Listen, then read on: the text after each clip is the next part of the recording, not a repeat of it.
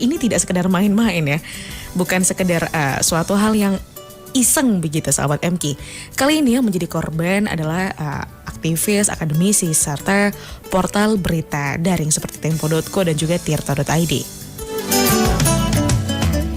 Tempo.co sahabat MK mengalami deface website yang membuat tampilan halaman depan situs berubah ini dan diganti dengan tampilan hitam bertuliskan hoax ya dengan huruf merah tebal. Pada hari yang sama juga 7 artikel sahabat MK, bukan jumlah yang sedikit tentunya ini ya.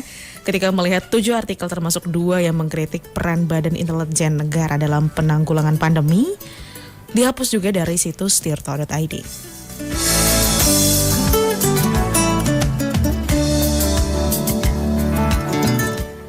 Selain peretasan terjadi kepada media begitu ya, ternyata secara pribadi ini juga ada yang mengalaminya begitu sahabat MK. Pada akun Twitter pribadi ahli epidemiologi UI, Pandu Riono, itu juga mengalami sebuah peretasan begitu ya. Selama ini Pandu Riono lantang memang ya untuk menyuarakan kritikannya terhadap kebijakan pemerintah dalam menangani wabah COVID-19. Sementara itu, pemberitaan di Tempo ini juga banyak menyorot keprihatinan politik dan juga sosial yang terjadi di dalam negeri, termasuk juga beberapa upaya mengkritisi begitu ya atas kebijakan-kebijakan yang ada.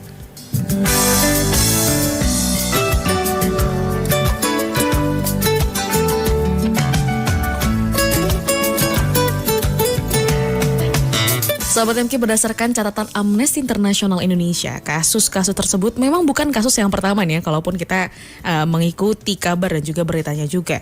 Berupa intimidasi dan juga serangan digital. Ini memang sejak April 2020 ini ya, kasus serupa juga terjadi kepada aktivis Raffio Patra yang secara terbuka mengkritik kekurangan transparansi data tentang pasien COVID-19.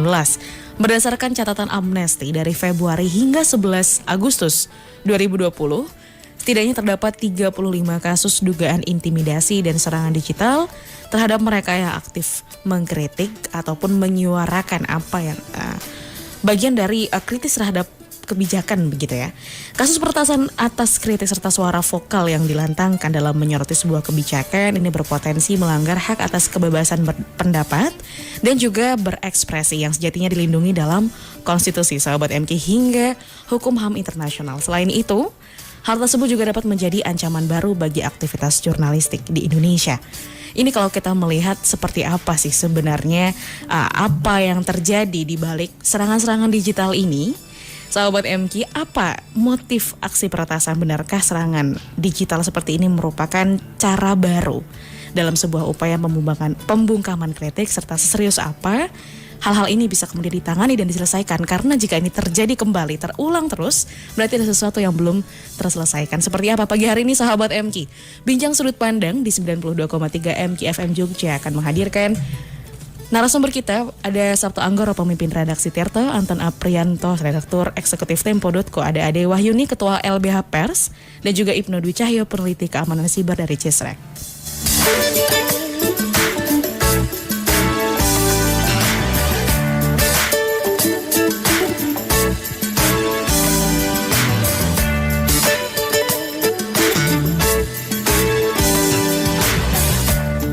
Baik sahabat MK, bagi Anda yang hendak bergabung di perbincangan kita pagi hari ini, Anda dapat menyimaknya di mkradio.co, di streaming kami, atau juga di 081578600923. Anda dapat bergabung, memberikan atensi Anda.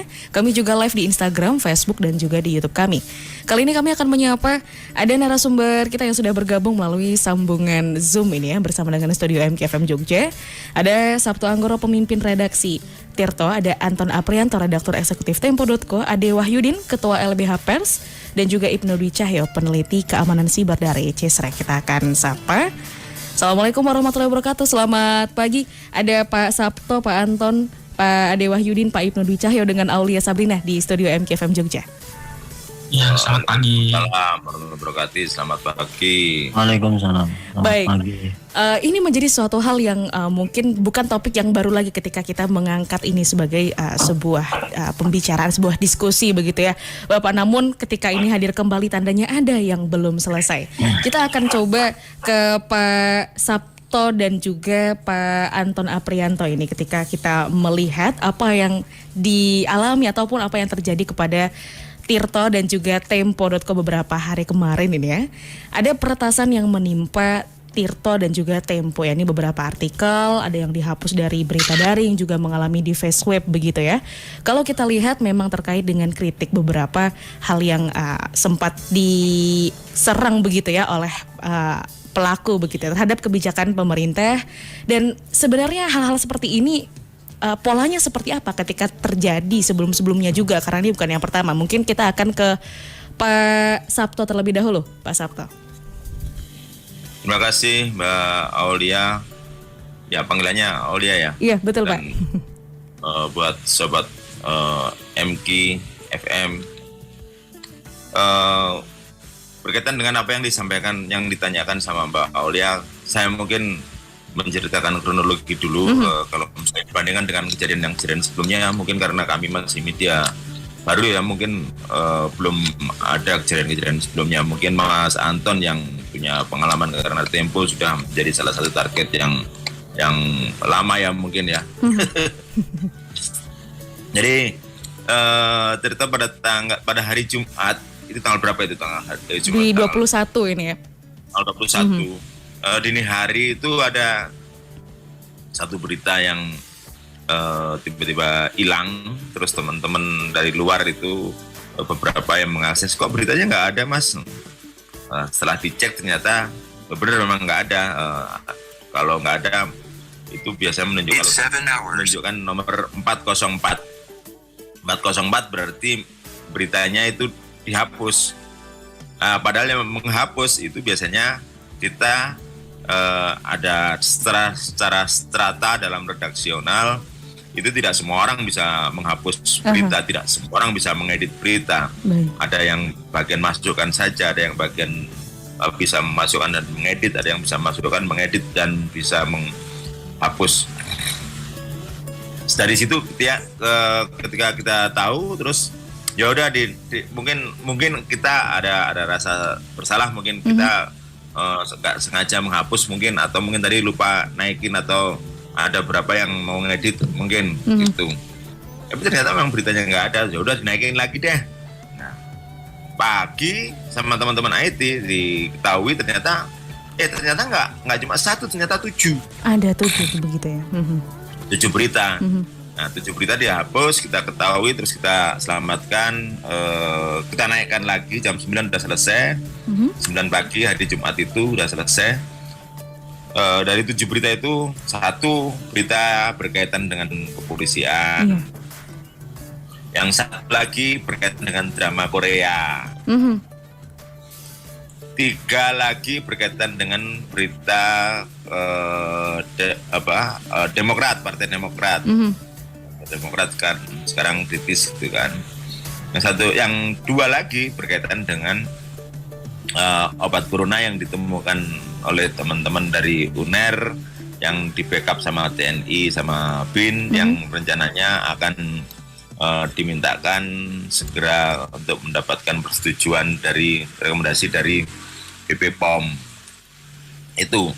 Terus sore setelah itu kita melakukan pengumuman pada seluruh teman-teman untuk mengganti seluruh passwordnya, dan kita lakukan password yang lebih protektif, yaitu 2 langkah. Mungkin soal-soal IT mungkin Mas Anton lebih fasih untuk menceritakan nanti ya. Baik. Terus pada petang harinya semuanya disuruh untuk menghentikan kegiatan berkaitan dengan aplikasi CMS karena dilakukan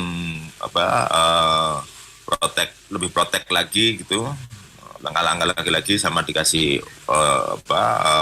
password yang lebih celing lah, lebih kuat gitu kan. Kuat, lebih panjang, lebih susah lah. Baik. Untuk meningkatkan keamanan begitu juga ya Pak Sabto ya. Terus malamnya diketahui lagi ada 2 lagi. Ada lagi berita, di malam ini ya. Tapi diketahuinya malam. Tapi ternyata kejadiannya sebelum dilakukan take down terhadap CMS, aplikasi CMS tadi, perbaikan CMS. Baik. Di 2 berita itu adalah dua berita yang sama yang berkaitan dengan corona. Cuma kali ini dia tidak berhasil untuk menghapus, tapi mungkin saking jengkelnya diganti dengan berita yang disedot atau di-copy dari beritanya Kompas, yaitu berita tentang ASI sama satu lagi apa ya, berita tentang ASI, satunya lagi pokoknya berita lifestyle, berita kesehatan. Baik. Penggantian berita begitu ya, kontennya begitu Pak ya, diedit begitu. Ya, diedit. Baik, Ya. Pak Sabto, kalau kita melihat berarti tadi sebelumnya ada 7, kemudian di malam juga terhadap 2 berita. Ini kalau misalkan kita melihat apakah ada pola yang sama, hacker itu ataupun penyerangnya di isu-isu tertentu, atau seperti apa memang, atau itu 7 berita yang ternyata waktunya hampir berdekatan di rilisnya, atau seperti apa Pak Sabto? Waktunya hampir berdekatan. Saya juga sudah melaporkan ke teman-teman di LBH. Dari 7 berita itu waktunya hampir berdekatan, ada jam-jamnya, karena kita setelah itu kan kita lihat di log analysis. Jadi di log file itu kelihatan kejadian-kejadian secara detail itu bisa ketahuan, bahkan sampai secondnya keberapa itu kejadian, kapan dia masuk, kapan dia mengganti, menghapus, kapan dia nggak ngapa-ngapain, habis itu kita yang tahu kan. Baik. Jadi akan bisa dilihat. Kalau ada berita yang konsisten digangguin, memang tampaknya 2 berita itu yang berkaitan dengan obat corona yang oleh 2 lembaga tinggi penting negara itu yang berhubungan dengan keamanan itu yang, tapi ya kami belum sampai pada menuduh ke situ, tapi yang berkaitan dengan itu. Baik. Polanya dari mulai dini hari diretas, terus itu dicabut, beritanya dihapus, 2 lagi paginya dihapus lagi, terus habis itu petangnya diganti-ganti. Tadi satunya tadi berita soal jadi ASI sama sembelit yang diambil dari konten di Kompas. Baik, kali ini baik kita coba pengantarnya. Baik Pak Sabto. Kali ini kita coba untuk menguliti terlebih dahulu nih yang terjadi di Tirto. Kita akan bertanya ke Pak Ibnu ini ya, Pak Ibnu di Cahyo, peneliti keamanan siber. Kalau kita melihat apa yang terjadi terhadap Tirto yang tadi mungkin ini baru yang pertama mungkin untuk Tirto ini ya Pak Sabto ya, dan juga Pak Ibnu. Ini seperti apa kalau melihat pola tadi dari aktivitas yang dilakukan oleh hacker itu sendiri, Mas Ibnu? Jadi secara teknis memang tidak ada sistem atau web yang 100% bisa bebas dari pertasan, itu tidak ada. Cuman memang biasanya kalau pertas yang masih newbie ya, kalau kita sebutnya script kiddie, itu mereka mencobanya itu tidak media. Baik. Karena biasanya kalau media-media besar memang ya meskipun nggak 100% secure, nggak 100% aman, tapi lebih susah lah jebolnya kayak gitu. Biasanya kalau yang anak-anak newbie ini mereka nyobanya website pemerintah, kan banyak justru website pemerintahnya ini yang memang SSL tidak punya, nggak memasang HTTPS, jadi itu lebih gampang untuk mengambil. Cuman memang pertas zaman sekarang sama zaman dulu tuh beda. Kalau zaman dulu kita mau pertas itu harus coding dari awal. Kalau sekarang kawan-kawan pertas ini dia belajar dari internet, dapat toolsnya, sudah bisa melakukan. Jadi kalau dia rajin aja baca seharian tuh orang udah bisa, tanpa harus bisa coding, asalkan punya toolsnya. Jadi memang pelakunya ini memang bisa siapa saja. Soal pelakunya nanti bisa dari kawan-kawan Tirto dan Tempo, nanti bisa berkolaborasi dengan Cybercrime Polri. Memang seharusnya itu bisa dilacak seperti itu, karena dalam beberapa kejadian serupa yang dulu website KPU dibobol segala macam, itu kan yang melakukan juga lumayan jago sebenarnya, dan itu pun secara teknis bisa. Tapi memang kembali lagi, nanti lihat siapa yang melakukan ini. Kalau memang jago banget ya ada ada kesulitan memang nanti secara teknis, entah dia pakai proxy segala macam. Tetapi prinsipnya secara digital itu di dunia digital, jejak digital itu selalu ada. Seperti itu. Baik. Beberapa tahun yang lalu kami pernah membantu salah satu media nasional ya online melakukan checking, melakukan audit dan penetration test. Yang kami dapatkan hasilnya sama seperti yang dialami Tirto. Jadi kami bisa mengakses super admin ya, kredensial loginnya kami dapat semua dari super admin sampai admin biasa.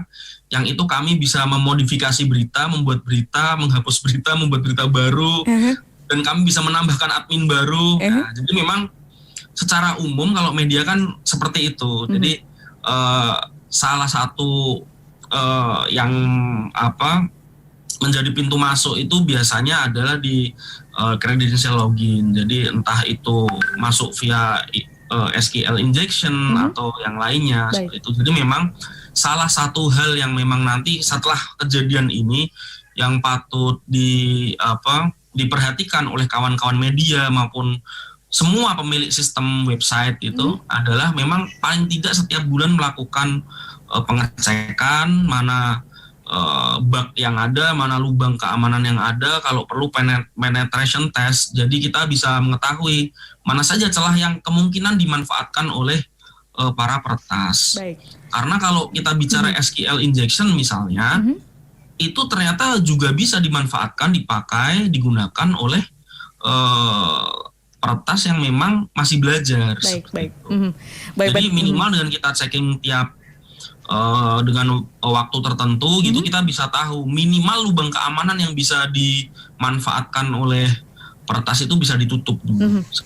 Baik Mas Ibnu, ini tentunya menjadi sebuah memang tadi upaya yang bisa kita antisipasi begitu ya untuk kita insan media juga. Kita kali ini ke Pak Anton Aprianto nih, redaktur eksekutif Tempo.co. Ini memang tadi kalau disebutkan usia Tempo sendiri bukanlah usia anak muda bagi ukuran media begitu ya, Pak Anton ya. Nah, dengan adanya hal seperti ini, tentunya ini juga bukan yang pertama untuk Tempo. Seperti apa kalau kita melihat skala dan pola peretasan yang terjadi di Tempo baru-baru ini ataupun sebelum-sebelumnya mungkin sudah bisa terlihat polanya atau seperti apa, Pak Anton?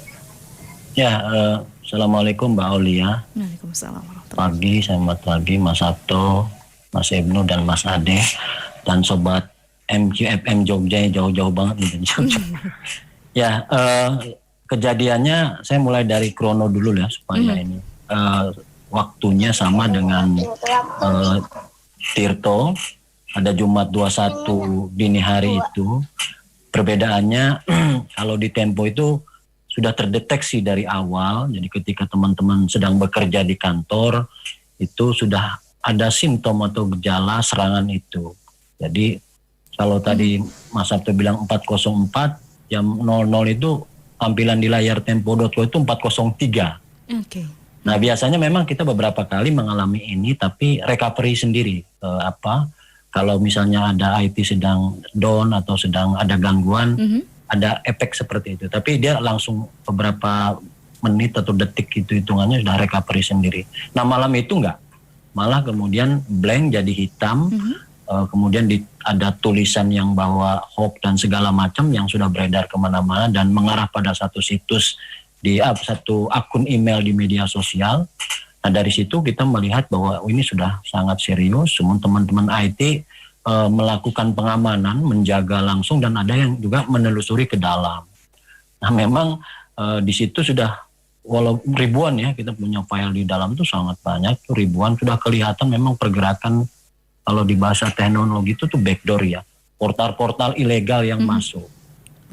Kemudian kita usir-usir beberapa dan segala macam, kita lihat polanya memang tidak tunggal nih, tidak satu portal ilegal itu, ada beberapa, bahkan ada yang sudah lebih jauh yang sudah masuk ke database, tapi dia mencari celah, kemudian menguasai admin sehingga dia akhirnya bisa melakukan DPS yang memblankkan portal Tempo.co. Itu hampir sejam pertarungan di dalam itu.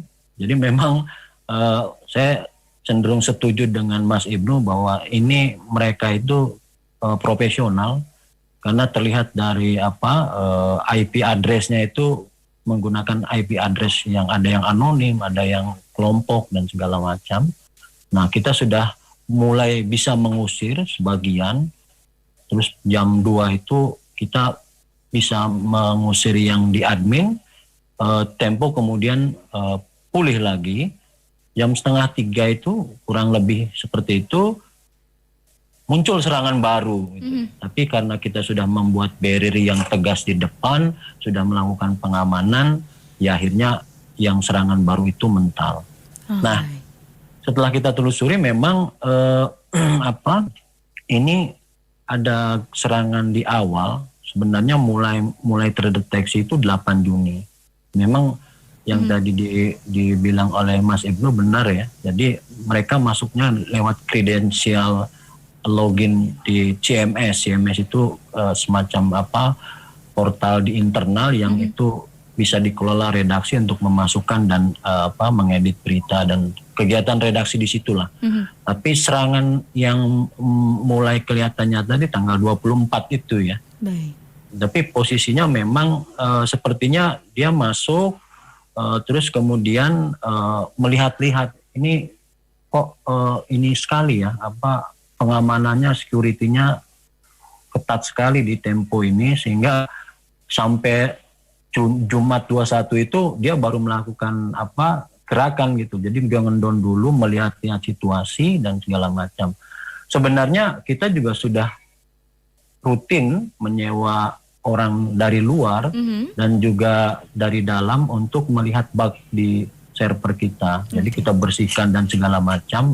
Makanya saya bisa mengkategorikan ini serangan profesional karena ini tidak terdeteksi oleh sistem yang pembersihan yang kita jalankan ini setiap 2 minggu sekali. Kemudian kita jalankan sebulan. Jadi ada 2 kali itu. Jadi kita sisir dan segala macam. Karena Tempo itu memang pernah mengalami hal serupa di 2017. Gitu loh. Jadi kita duga sih orang-orang ini memang sudah memantau lama ya, dan dia sudah tahu celahnya di kredensial itu. Dan sebenarnya yang tadi dibilang Mas Ibnu bahwa kita juga selalu melakukan setiap 1 bulan itu pergantian password di teman-teman dan segala macam. Tapi ya karena mereka punya niat jahat, jadi mereka selalu mencari celah. Kejahatan itu ada kalau ada kesempatan. Itu yang mereka lakukan di tempo.co. Baik Pak Anton, karena tadi sudah bisa mulai ibaratnya dengan sistem yang sedemikian rupa dibentuk begitu ya di tim IT segala macam, kemudian belum bisa terdeteksi dan tadi disebutkan bisa ini merupakan sebuah tindakan profesional begitu yang dilakukan oleh profesional. Adakah kemudian dari Pak Anton ataupun tim Tempo ini mengarah kepada suatu motif tertentu di balik penyerangan ini, Pak Anton? Ya, motifnya sih belum utuh betul ya. Jadi kita masih melihatnya itu dari motif itu masih indikasi awal lah. Jadi belum sampai pada ini. Nanti biar polisi ya. Tapi kalau melihat dari Tirto, dari yang media-media yang lain, ada kesamaan satu yang memang ada upaya penghilangan berita. Tempo itu ada satu berita yang belakangan kita ketahui juga hilang. Nah yang kedua kalau dari yang di Tempo sih lebih ingin men-take over dan men-take down gitu kan, karena dia ada yang sudah masuk ke server dan database yang akhirnya dia menguasai admin kan. Jadi polanya kan sebenarnya ada 3 kalau di Tempo itu. Jadi yang pertama yang tadi dia yang masuk ke database, dia yang masuk ke skrip iklan, yang kemudian mengubah berita itu. Ada yang diam aja ngendon gitu loh, lalu membocorkan ke pihak-pihak yang berkepentingan untuk bisa mendapat informasi Tempo lagi mau liput apa ya. Dan memang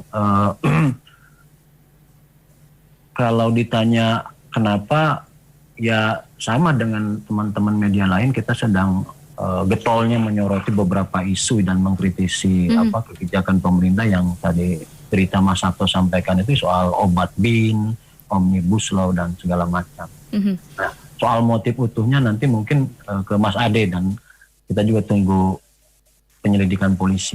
Baik Mas Anton. Mungkin ini tadi menarik, ada satu berita juga yang sempat hilang di Tempo. Itu berita terkait dengan apa, Pak Anton? Itu soal akun ICW diretas. Nah kita kan nggak bisa juga menyimpulkan berat juga ya, susah nih kaitannya karena akun ICW yang diretas gitu. Tapi ini bisa jadi upaya mengaburkan kan dan segala macam. Baik. Tapi motif besarnya sih sama lah, Mbak. Ingin membungkam media, ingin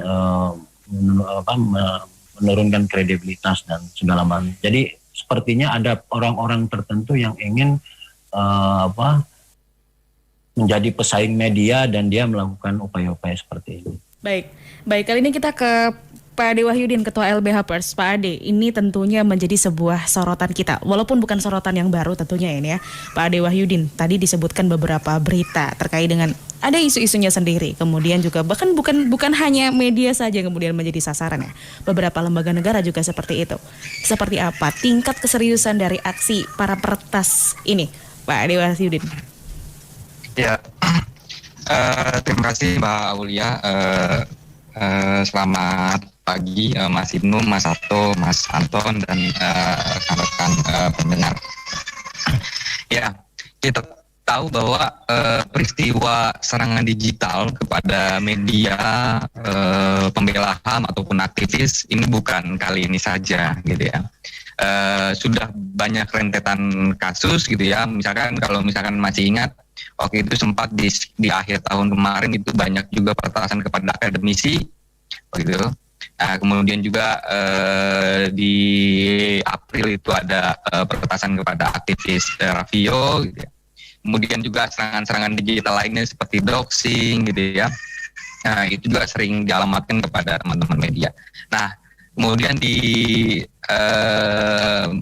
minggu akhir Agustus ini gitu ya, di dalam 1 minggu itu serangan yang cukup, menurut saya cukup signifikan dan cukup tinggi, yaitu ya serangan serentak kepada teman-teman media.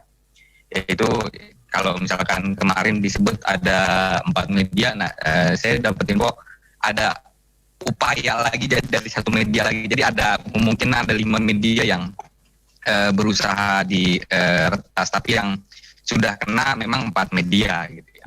Nah, jadi tingkat keseriusan ataupun tantangan bagi demokrasi kita soal perlindungan kepada media dan aktivis ini memang sangat rentan gitu ya dalam konteks saat ini. Dan kita tahu bahwa proses penegakan hukum di beberapa kasus serangan digital khususnya kepada aktivis dan media itu sangat jarang terungkap, bahkan mungkin belum ada yang terungkap itu pelaku-pelakunya. Baik, ini juga tentunya menunjukkan sebuah keseriusan tersendiri. Seberapa serius sebenarnya penegakan hukum, penanganan kasus-kasus seperti ini ya, Pak Ade Wahyudin. Ini kalau kita melihat juga tadi disebutkan sebenarnya ini memang suatu tindakan yang serius dan ada motif dan juga pola seperti apa. Kalau dari Pak Ade Wahyudin sendiri melihat motif, skala dan juga pola-pola pertahanan seperti ini bagaimana, Pak Ade Wahyudin? Ya. Kalau misalkan kita lihat kan ini teman-teman media itu sedang menyorot yang terkait dengan tadi sudah disebutkan terkait dengan obat. Mohon maaf Pak Ade Wahyudin, suaranya sedikit terputus-putus. Oh iya, halo. Baik. Ya. Kita tahu bahwa dalam 2 minggu terakhir ini ada isu yang cukup hangat. Itu terkait dengan pemberitaan obat COVID-19 ya, yang tadi sudah disebutkan ada keterlibatan dari TNI AD, BIN, kemudian dengan UNER itu. Terus yang kedua yang juga cukup ramai di media sosial itu terkait dengan penyaluran dana untuk para buzzer yang terkait dengan Omnibus Law. Ya. Ini juga menjadi isu yang cukup ramai diperbincangkan di media sosial. Nah, kami menduga ada dua isu itu menjadi kontribusi terhadap tindakan-tindakan serangan digital yang selama ini terjadi gitu ya. Nah, kalau misalkan kita lihat kalau berita itu siapa kemudian yang dalam tanda kutip merasa dirugikan, kalau kita lihat ya otomatis pemerintah dalam hal ini, karena pemerintah dalam hal ini disorot kurang baik dalam misalkan tadi terkait dengan obat COVID-19, kemudian juga dengan pendanaan buzzer gitu ya. Sehingga dalam konteks kasus peretasan ini yang paling berkepentingan mengungkap adalah pemerintah gitu, karena asumsi publik semua menyoroti bahwa pelakunya adalah pemerintah gitu. Sehingga pemerintah harus membuktikan bahwa mereka bukanlah pelakunya dengan mengungkap kasus-kasus peretasan yang terjadi. Baik. Begitu? Baik, Pak Ade. Kalau kita melihat respon seperti apa untuk bisa menyelesaikan permasalahan ini, berarti kan memang sejauh ini paling banter begitu sampai tahap apa sih kalau untuk menyelesaikan hal-hal seperti ini yang sudah ada begitu dari laporan-laporan ataupun kasus-kasus yang ada, Pak Ade? Apakah sampai pada pelakunya begitu ya ketemu atau seperti apa ini? Kalau kita lihat yang dilakukan kepolisian, aparat penegak hukum misalkan terhadap pelaku peretasan website pemerintah, misalkan contoh website waktu itu website Polri yang sempat diretas, kemudian juga website kalau kasusnya Doxing itu kasus Denny Siregar, itu pun sangat cepat ketemu pelakunya gitu ya. Ataupun misalnya kita lihat misalkan peretasan kepada akun-akun pemerintah atau website pemerintah itu akan sangat cepat ditemukan oleh aparat penegak hukum. Kenapa kemudian kasus-kasus peretasan yang dialami oleh aktivis media ini sangat sulit? Ini menjadi pertanyaan besar, gitu ya. Sehingga ya itu tadi kalau misalkan memang pemerintah tidak ingin dianggap sebagai ataupun berafiliasi dengan pelaku peretasan, misalkan ya harusnya pemerintah juga aktif gitu ya, mendorong aparat penegak hukum untuk membongkar siapa pelaku di balik peretasan ini, sehingga semuanya jelas dan pemerintah tidak selalu terpojok dengan isu-isu yang beredar. Baik, baik Pak Ade, kali ini kita ke Pak Ibnu Dwi Cahyo. Ini kalau kita melihat dari yang disampaikan oleh Pak Anton tadi, apa yang terjadi dengan Tempo, bahkan Tempo sudah memiliki sistem pengamanan tersendiri ini ya, setiap bulan juga dilakukan rutin. Kalau kita melihat, berarti ini memang ada peningkatan kasus peretasan melalui media dan juga menyerang baik tadi secara pribadi ataupun kelompok. Karena kita kalau melihat juga beberapa hari yang lalu di Twitter juga begitu ya untuk akun pribadi dari Pak Pandu Riono juga. Pak Ibnu, seperti apa ini eskalasi ataupun peningkatan dari kasus peretasan melalui media seperti ini, terutama terhadap kerja-kerja jurnalistik juga, Pak Ibnu? Jadi pada 2019 Cisrek udah memberikan ramalan seperti itu, bahwa sebenarnya di tahun 2020, 2021 dan seterusnya peretasan kepada media, entah itu websitenya ataupun media sosial ataupun para influencer, itu kemungkinan akan naik. Jadi memang terlepas dari apapun motifnya itu, sekarang itu terjadi semacam perang hektivis mungkin ya. Jadi kalau di kalangan di dunia peretasan itu ada namanya hektivis. Jadi aktivitas peretasan dengan motif sosial politik. Jadi ataupun budaya. Jadi bukan motif ekonomi. Kalau ekonomi itu kebanyakan mereka ya mencuri data lalu dijual segala macam seperti itu, atau merusak saingan bisnis seperti waktu Sony Picture tahun 2014 diretas, film-filmnya diambil, rahasia bisnis diambil sampai 10.000 terabyte. Nah, itu kemungkinan besar motif bisnis. Jadi memang secara global sebenarnya tidak hanya di Indonesia, memang motif hektivis ini meningkat. Yang kami khawatirkan, yang Cisrek khawatirkan adalah jangan sampai ini nanti ada semacam balas-balasan. Nah, ini yang berbahaya. Ya, balas-balasan ini bukan berarti nanti dari tiba-tiba pihak Tempo, pihak Tirto ini membalas. Enggak. Balas-balasan yang sering terjadi kalau di luar itu adalah orang-orang yang bersimpati. Baik. Ya gitu. Orang-orang yang bersimpati. Jadi kalau ini penyelesaiannya ini kurang ya, makanya kita dorong pihak Cybercrime Polri untuk benar-benar bisa membantu Tirto, membantu Tempo dan kawan-kawan yang lain untuk menyelesaikan ini pelakunya siapa seperti itu. Karena kalau tidak nanti publik menilai. Seperti tadi disampaikan oleh Pak Ade bahwa publik nanti akan menilai. Kalau publik menilainya itu negatif, tapi tidak ada tindakan yang sifatnya membalas, itu kita masih oke lah. Tapi kalau ada bagian dari masyarakat kita yang jago ngeretas seperti itu, lalu dia ibarat kata bersimpati kepada Tirto pada Tempo, lalu dengan sporadis dia melakukan serangan kepada pihak-pihak yang tertuduh tetapi belum terbukti seperti itu. Nah, hal ini yang memang dikhawatirkan nanti menjadi Indonesia bisa menjadi kawasan saling serang dengan motif aktivis ini. Ini yang di luar negeri ini sebenarnya cukup mengkhawatirkan, cukup berbahaya. Dan ini kami sangat khawatir kalau situasi seperti ini masih terus berlangsung, karena itu memang satu-satunya harapan sebenarnya dari Cybercrime Polri itu bisa menyelesaikan kasus ini. Jangan sampai hal ini berkepanjangan, apalagi nanti berkelanjutan seperti itu. Baik Pak Ibnu. Ini tadi sudah disampaikan apa yang harus dilakukan oleh pihak tadi Cybercrime Polri ini ya, dan juga teman-teman media. Hal apa saja yang kemudian secara umum ataupun secara khusus dapat menjadi perhatian bersama, karena ini tentunya kita juga berharap dengan adanya perangkat-perangkat hukum ya, legal kita, UU ITE dan segala macam, kita juga dapat terus memperbaiki juga sistem keamanan IT dari masing-masing kita begitu. Seperti apa yang perlu kita benahi, kita jaga bersama Pak Ibnu?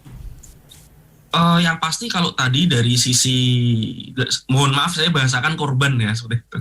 Kalau dari sisi korban, kawan-kawan media memang seperti tadi yang disampaikan, harus ada memang perbaikan, harus ada pengecekan yang mungkin sudah dilakukan, tapi kembali lagi yang namanya digital, teknologi itu tidak ada yang 100% bebas dari peretasan.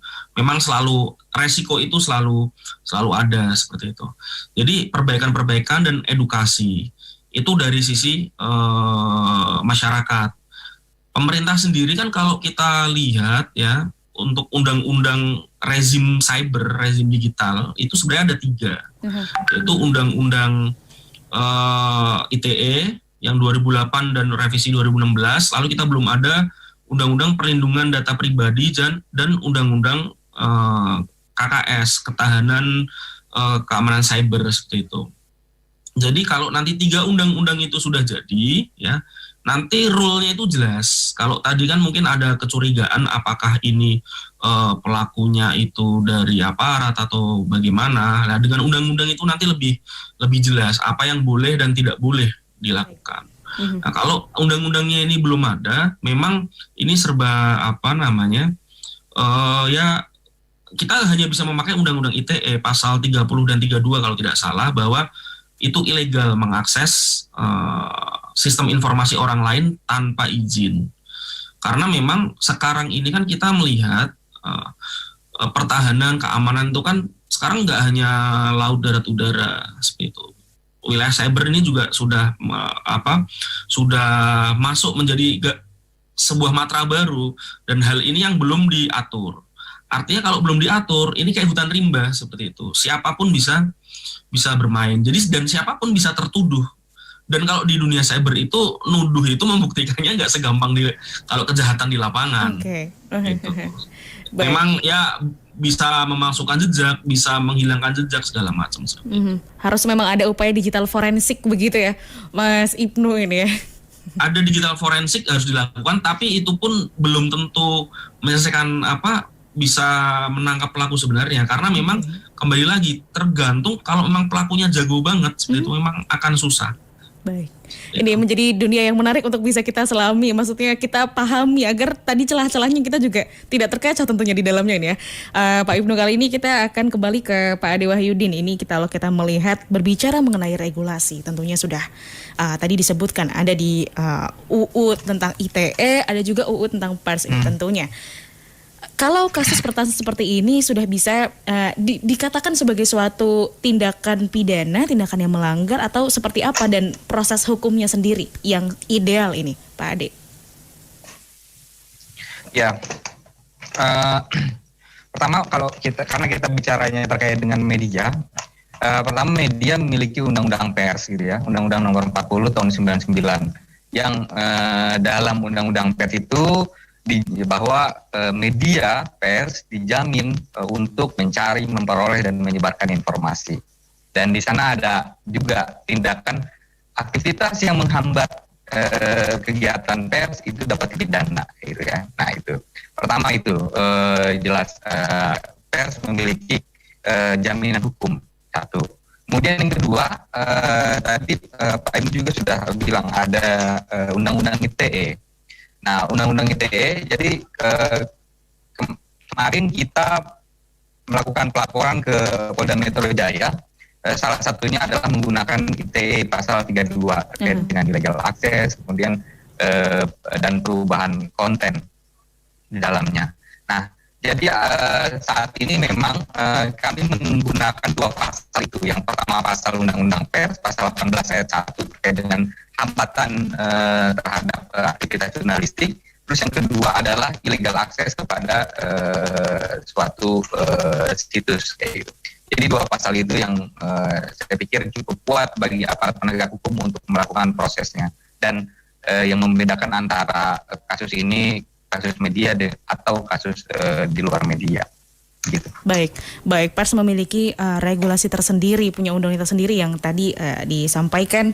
Mungkin memang juga tergantung pada kasus yang dialami begitu ya. Kali ini kita akan ke Pak Sabto dan juga Pak Anton kembali ini. Sebagai bagian dari media tentunya, ini kita Insan Media menilai ini sebagai sebuah kemunduran tentunya ya dari upaya-upaya ketika kita memproduksi karya-karya jurnalistik dan sebagainya, dan juga ada respon yang seperti ini. Ketika melihat dengan banyaknya serangan pertasan di media tentu menjadi sebuah ancaman begitu. Seperti apa kemudian dari Tirto ataupun dari Tempo menyikapi hal seperti ini, apa yang kemudian akan dilakukan, bagaimana melihat potensi ke depan sebagai sebuah bagian dari kerja-kerja jurnalistik ini sendiri seperti apa? Kita ke Pak Sabto terlebih dahulu. Terima kasih Mbak Aulia dan sobat MKFM. Tidak ada perubahan sama sekali dari sisi itu ya. Selama ini kami bekerja menyampaikan informasi, mengkritisi sebuah kebijakan karena kita sama-sama masyarakat Indonesia sudah memilih demokrasi sebagai sebuah pilihan. Jadi ya kita akan tetap melakukan check and balance karena itu adalah amanat yang dibebankan oleh undang-undang. Dalam amanat undang-undang pers itu dicantumkan salah satunya itu bahwa media itu harus melakukan kontrol sosial. Jadi tidak ada artinya dalam konteks itu kami tetap melakukan kontrol sosial, dan itu pasti samalah mungkin dengan teman-teman media yang lain, bahwa pesan-pesan apa yang harus kami lakukan di belakang soal backend, saya setuju apa yang disampaikan sama Mas Ibnu bahwa kita harus lebih secure, lebih ini, dan itu sudah kita lakukan. Jadi nggak ada artinya kita lakukan semua masyarakat sosial. Kita juga pernah ini kan kita juga pernah mengkritisi beberapa di sivitas akademika yang melakukan sebagai predator kampus yang alhamdulillah kemarin bersama teman-teman dari media lain kolaborasi kita mendapatkan SOPA Award di Hong Kong. Itu juga jadi semua bahkan kita juga sebagai media juga tetap menjadi bagian dari untuk membantu mengadvokasi pihak-pihak yang menurut kita terpinggirkan, teralienisasi. Jadi nggak ada artinya kita tetap akan melakukan kegiatan jurnalistik, tetap kita lakukan asal kita sesuai dengan standar kode etik jurnalistik, ada standar media cyber dan juga undang-undang pers. Itu aja sih yang kita lakukan. Baik, dari Pak Anton. Ya, Tempo ini sudah hampir tahun depan itu sudah 50 tahun ya. Baik secara institusi dan secara personal ke jurnalisnya itu udah makan garam lah dengan ancaman ini. Ini sebenarnya hal yang baru lah beberapa tahun terakhir kan, serangan terhadap cyber dan situs kita ini. Bahkan kita itu pernah kantornya dibom molotov gitu kan. Secara personal sudah dikuntit oleh orang-orang yang penampilan mencurigakan segala macam. Artinya memang ini yang jelas tadi sama seperti Mas Sabto, kita tidak akan berhenti ya, karena undang-undang pers sudah memberikan tanggung jawab dan yang besar kepada media untuk mengawasi kerja-kerja pemerintah untuk menjadi pilar keempat demokrasi kan. Nah, yang pesan yang harus disampaikan lewat serangan ini, peretasan ini adalah bagaimana kita benar-benar aware dan semakin membuat keamanan di situs kita itu terus ditingkatkan. Jadi biasalah bagi kita yang memang sudah 50 tahun ini kan, bahkan ada yang lebih parah kan, ada yang ancaman fisik dan segala macam. Tapi memang ini baru terjadi beberapa tahun terakhir. Poinnya bahwa untuk kepentingan publik, untuk kepentingan Republik, kami tidak akan pernah takut. Baik. Baik, ini memang merupakan sebuah rangkaian banyak sekali pola-pola ataupun gaya-gaya ancaman terhadap demokrasi kita. Salah satunya kalau kita melihat mungkin di era ini ancaman siber juga. Tadi sebelumnya kalau Insan Media mungkin sudah terbiasa dengan ancaman-ancaman yang lain juga ya, Pak Sabto dan juga Pak Anton. Ini kali ini kita menuju ke Pak Ade. Ini kita melihat seperti apa upaya perlindungan hukum bagi para korban ini yang disebutkan, dan juga kedepannya optimisme bagi terselesaikannya hal-hal ataupun perkara-perkara seperti ini, Pak Ade. Ya, kalau saya pribadi saya masih sangat optimis terhadap support publik gitu ya kepada media. Karena kalau kita lihat ini kan pelakunya hanya segelintir dan ya karena memiliki akses yang cukup lebih aja gitu, sehingga dia bisa melakukan tindakan-tindakan yang peretasan dan lain-lain gitu. Jadi saya pikir publik kita ini semakin aware dengan tindakan-tindakan serangan-serangan cyber gitu ya. Saya pikir juga rencananya memang kami akan membawa beberapa kasus peretasan ini ke Komisi Hak Asasi Nasional, Hak Asasi Manusia, Komnas HAM gitu ya, juga DPR gitu ya. Karena kenapa DPR? Karena lagi-lagi tadi saya sebutkan terkait dengan bagaimana pemerintah atau aparat penegak hukum melakukan penyelesaian atau membongkar pelaku-pelaku kekerasan terhadap media gitu. Karena kita tahu kalau kekerasan media terhadap media ini sangat jarang diungkap, sehingga saya pikir DPR sangat berkepentingan untuk melakukan evaluasi ataupun memberikan masukan kepada pemerintah untuk segera melakukan investigasi secara serius terhadap pelaku-pelaku peretasan. Itu sih. Baik, terima kasih Pak Ade, Pak Ibnu, Pak Anton, Pak Sabto. Tidak terasa ini ya, karena Bincang Sudut Pandang sudah ada di penghujung programnya. Terima kasih untuk bisa bersama dengan MK FM Jogja di kesempatan pagi hari ini.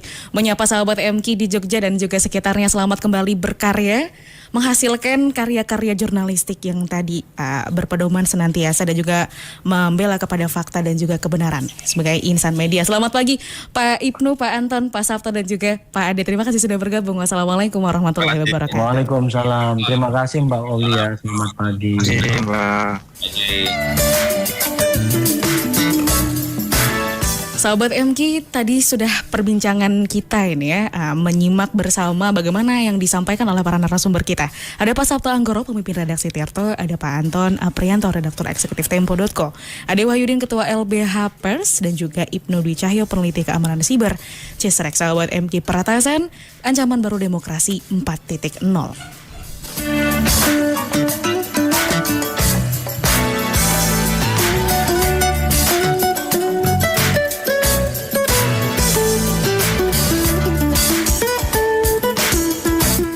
Sahabat MK, memang ini menjadi sebuah tantangan bagi insan media ataupun siapa saja yang hari ini menyuarakan fakta dan juga kebenaran terhadap apapun yang kemudian kita sampaikan, opini yang kita sampaikan di sosial media kita. Sebuah cara baru dan juga ancaman baru tentunya untuk dunia digital kita ini ya, ketika kata-kata yang kita sampaikan, opini yang kita suarakan seperti itu bisa menjadi sebuah ancaman juga untuk diri kita sendiri. Seperti apa sahabat MK, kita akan menyimak sudut pandang dan juga apa yang disampaikan ini ya dari MKFM Jogja, dari tim kabar berita MKFM Jogja, akan langsung disampaikan oleh sahabat Rara Miza selaku produser Bincang Sudut Pandang.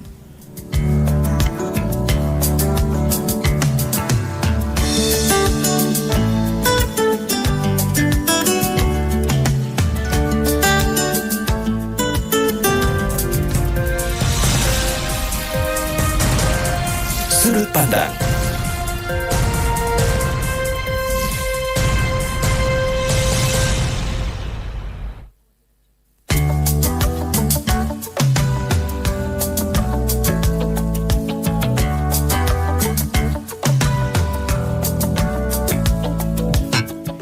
Sahabat MK, kali ini kita akan menyapa sahabat Rara Miza, produser Bincang Sudut Pandang.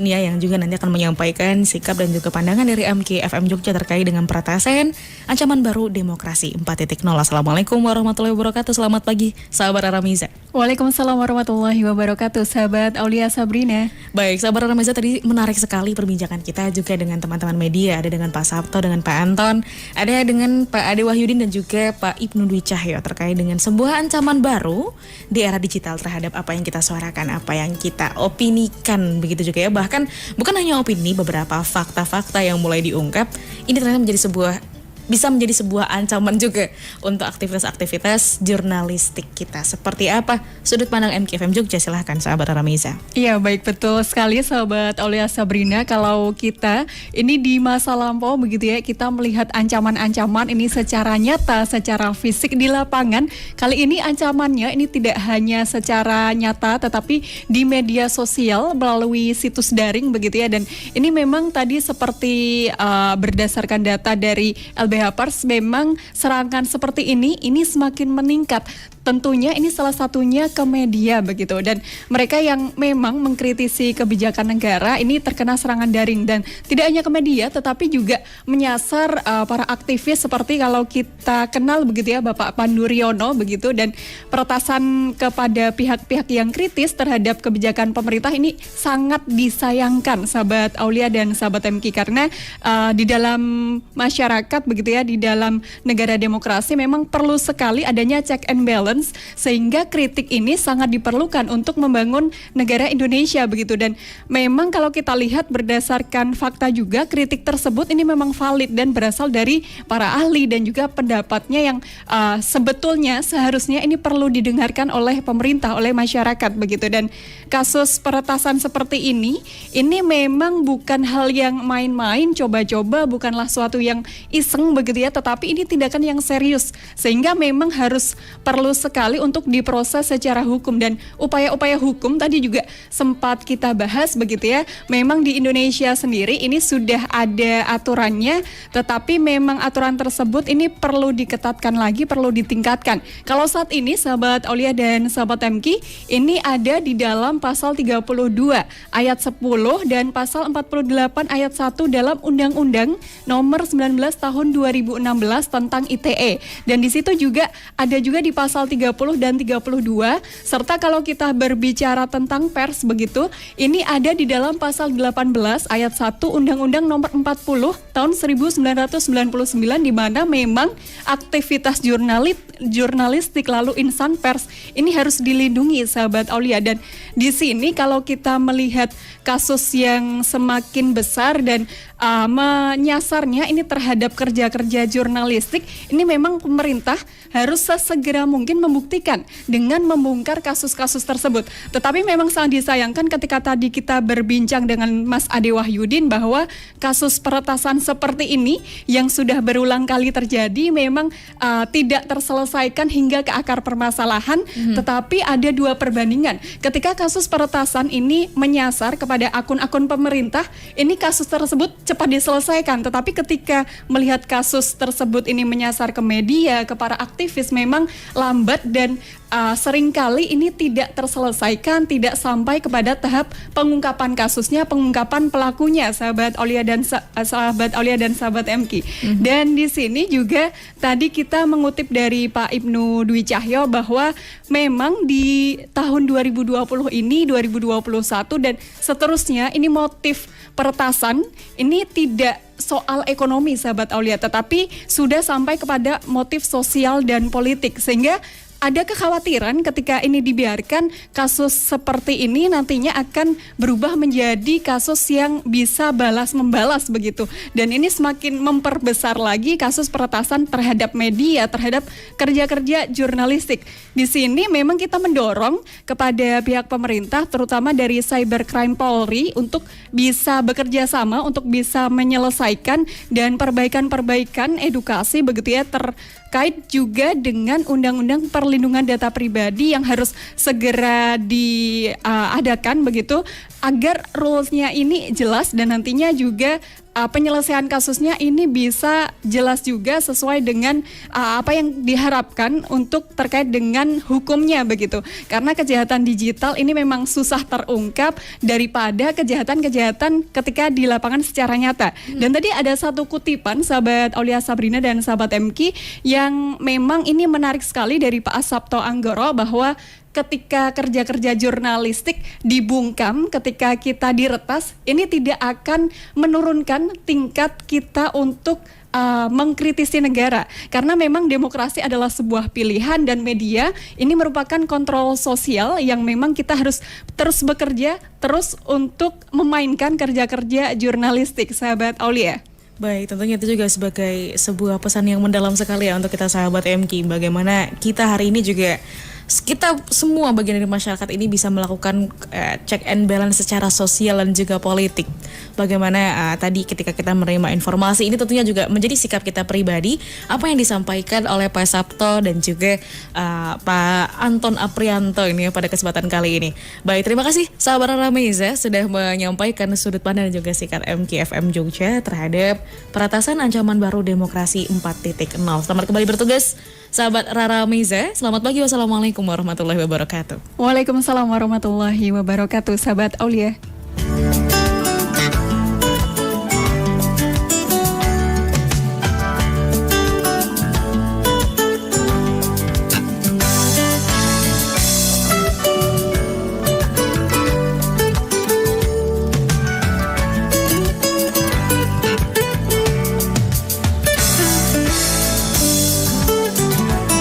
Sahabat MK senantiasa berpihak pada fakta dan juga kebenaran. Kita tidak pernah terpengaruh oleh tindakan-tindakan represi dan lain sebagainya. Tidak menyurutkan langkah kita untuk senantiasa berdiri sebagai bagian dari demokrasi ini. Menjadi bagian dari demokrasi yang tentunya menjadi penyeimbang bagi pemerintahan. Merupakan tugas bukan hanya bagian dari insan media begitu ya, tapi juga masyarakat secara pribadi, sehingga apapun yang kemudian kita suarakan berdasarkan fakta dan juga kenyataan, maka itu pantas untuk diperjuangkan. Bincang Sudut Pandang sahabat MK telah hadir untuk Anda tadi nih ya, bersama dengan narasumber kita, ada Pak Sabto Anggoro, pemimpin redaksi Tirto, Anton Aprianto, Direktur Eksekutif Tempo.co, Ade Wahyudin, Ketua LBH Pers, dan juga Ibnu Dwi Cahyo, peneliti keamanan siber dari CISREX. Sahabat MK, peretasan ancaman baru demokrasi 4.0. Setelah ini akan hadir untuk Anda segmen Tahukah Anda?